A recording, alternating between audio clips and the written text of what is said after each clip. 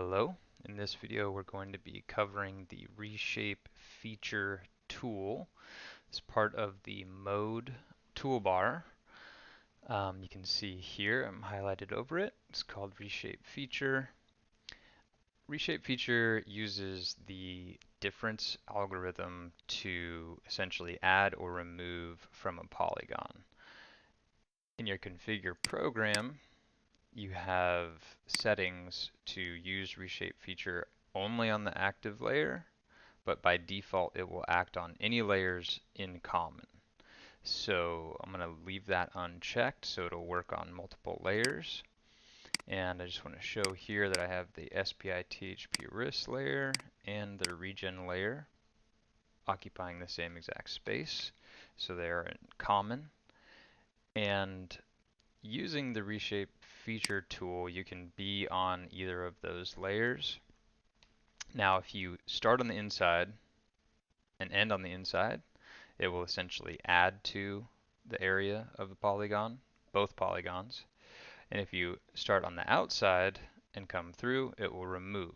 So this is a quick time saver. In many cases, when you have layers in common, you want to keep them in common. So if you add to one, you're probably going to want to add to the other.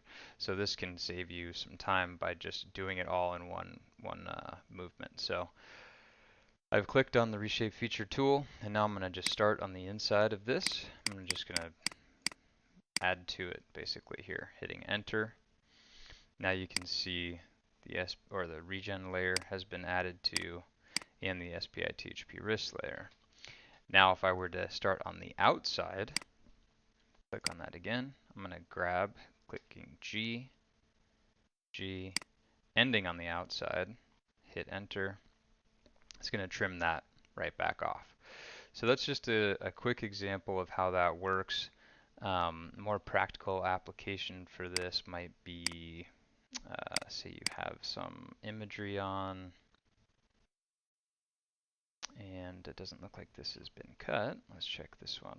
Okay, so let's just pretend we need to move this regen border out to match these trees. So I need to move the regen and the SPI-THP-RIS, so I'm just going to start on the inside here, grab this, follow this tree line, and make sure that you end on the same polygon. You have to end on the same polygon, otherwise it's not going to know if you're adding or removing.